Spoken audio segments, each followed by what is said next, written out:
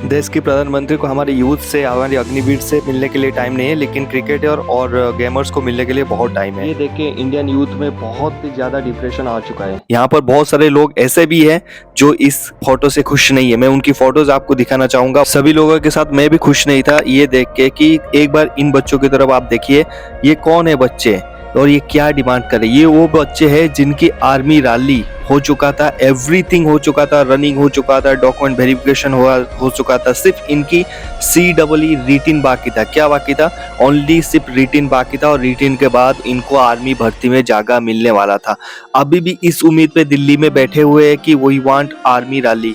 क्या एक देश की PM जो क्रिकेटर से मिल सकता है, इलेक्शन से पहले गेमिंग वालों से मिल सकता है, क्या वो इन बच्चों के साथ एक बार भी बातचीत नहीं कर सकता है? Strongly I was very disappoint. कल मैंने जो वीडियो देखा, देखिए इंडिया ने जीता, क्रिकेट में जीता, बहुत अच्छी बात है, सबको गर्व है, हमें भी गर्व है, लेकिन ऐसे नहीं होना चाहिए यार। ये गरीब बच्चे हैं, ये मिडिल क्लास के बच्चे हैं, कोई अमीर का बच्चा है ही नहीं, तो इनकी कोई औकात ही नहीं है। ये वो बच्चे हैं जहाँ पर खड़े हुए हैं अभी बॉर्डर पे, इसीलिए तुम लोग यहाँ पर फोटो खिंचवा पा रहे हो और वो माइक पकड़ के बोल पा रहे हो। इन बच्चों के लिए बोलने वाला कोई नहीं है, और ये बच्चे अभी भी उस आशा में है, उस एक्सपेक्टेशन उनकी ये है कि गवर्नमेंट आएगा, हमारे से बात करेगा।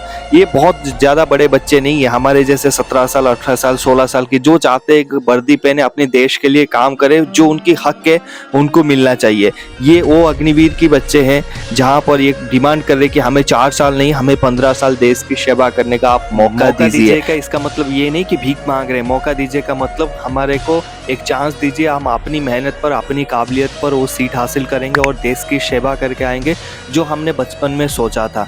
यहाँ पर जो भी व्यक्ति है ना, आजकल अग्निवीर को लेके पैसे के साथ तुलना कर रहे हैं, कंपेयर कर रहे हैं, मुझे ऐसे लोगों पे ना घिन आती है कि आप लोग की सोच ऐसा है, चाहे वो कितनी भी बड़ी पॉलिटिशियन है। हम मरने वाले को 1 करोड़ रुपया दे रहे हैं, हम इनको अग्निवीर को 21,000 सैलरी दे रहे हैं। क्या फालतू का इनका दिमाग में चलता है? डोंट अंडरस्टैंड कि इन लोग इतना भी बहुत नीचे वाले सोच रखते हैं। एक दिहाड़ी मजदूर की तरह इनको कंपेयर कर रहे हैं, एक सोल्जर, एक मजदूर की इनको समझ में नहीं आता।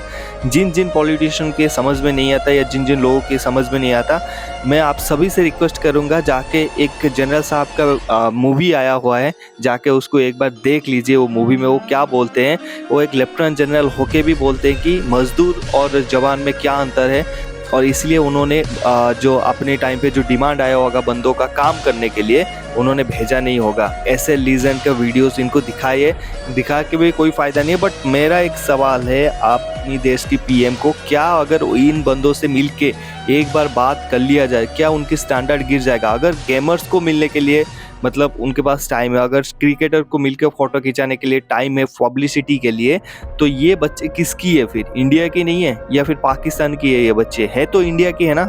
लड़ाई तो इंडिया में, खाते इंडिया, देश की सेवा करना चाहते हैं। मतलब हमारे देश में PM के पास इतना भी टाइम नहीं है। लेकिन अगर इंडिया और ऑस्ट्रेलिया का, इंडिया पाकिस्तान का मैच है, तो PM बैठ के पूरे वहाँ पर देख सकता है और कैमरा उसी की तरफ फोकस आ सकता है। मैं किसी पर्टिकुलर PM की बात नहीं कर रहा हूँ कि BJP की, कांग्रेस की, ये हमेशा चलते आ रहा है और ये चेंजेस होना चाहिए।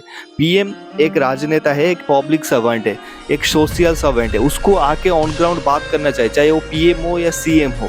अगर प्रॉब्लम जनता की, इस जनता ने उसको वोट दे के जिताया है, अगर उस गद्दी पे है, अगर सैलरी ले रहा है, वो जनता की टैक्स की है, जनता की जो मेहनत की पैसा वो ले रहा है। अगर जो गाड़ी में ब्लैक कलर में रेंज रोवर में घूमते हैं, साथ में SPG घूमते हैं, उनकी सैलरी सभी के टैक्स से आता है। हर एक जनता टैक्स भरता है, उसी की वजह से ये देश चलता है। अगर आप उनकी पैसे से उनकी बात नहीं सुनते हो, दिस इज़ वेरी शेमलेस या शेमफुल। मतलब ये शर्मनाक की बात है। मैं देख के ना, मेरे को कल बहुत दुख हुआ कि चलो कोई फोटो नहीं खिंचवाते तो चलो ठीक है, मतलब वो आते ही पब्लिसिटी के लिए सारे उस तरफ हो गए। एंड आवर मीडिया, मतलब इनको तो नर्क में भी जाकर दो ना, तब भी नर्क बोलेगा कि इनको किस लिए भेजा यहाँ पर। उसको भी शर्म आएगा कि यहाँ पर क्यों भेजा भाई, इससे अच्छा तक किसी और को भेज देते। मतलब इन लोग इतने घटिया हो चुके हैं। वो तो ठीक है, 2-4 यूट्यूबर अभी फिलहाल ध्रुव राठी की तरह काम कर रहे हैं, इसलिए थोड़ा बचा कुचा है। मेरा किसी को क्रिटिसाइज करने का कोई मतलब नहीं है। मैं ये चाहता हूँ, जो ये बंदे आपको पिक्चर में दिखाए जा रहे हैं, रेलवे पटरी पे खड़े, दिल्ली में खड़ा है, यार ये वो सोल्जर्स है जो आपको प्रोटेक्ट करना चाहते हैं, और देश सेवा की एक मौका उनको चाहिए होता है। वो ये नहीं बोल रहे कि उनको कोई दिहाड़ी मजदूर की तरह ट्रीट करे। आप उनको संसद में, पार्लियामेंट में कभी 4 साल को लेके कंपेयर करते हो, कभी 7 साल को, कभी बोलते हो मरने के बाद 1 करोड़, कभी बोलते हो कुछ हो जाएगा 48 लाख, कभी बोलते हो उसको 4 साल में हम 40,000 देंगे, कभी बोलते हो 21,000 देंगे, 9,000 रख देंगे। अरे इनकी विजन आप खुद ही क्लियर नहीं कर रहे हो, इनको खुद कंफ्यूजन कर दिया, डिफरेंस डाल दिया, SC ST कास्ट बना दिया फौज में, फिर बोलते हो आप जाके लड़ाई करो। कैसे हो सकता है? सो मेरा ये वीडियो बनाने का मतलब यही है कि देश की PMO चाहे CMO है एक पब्लिक सर्वेंट, जिता है उसको साधारण जनता ने, कॉमन मैन ने। तो उनको आके इन लोगों से, इन युवाओं से बात करना चाहिए, क्योंकि यही भविष्य है। सिर्फ क्रिकेट और फिल्म स्टार या गेमर्स नहीं है, ये भी भविष्य है, इनसे बात करना चाहिए। मेरा आप सभी से प्लीज़ हाथ जोड़ के रिक्वेस्ट है, वीडियो को प्लीज़ शेयर करें और पहुँचाए, वहाँ तक पहुँचे और एटलीस्ट आके बात करें।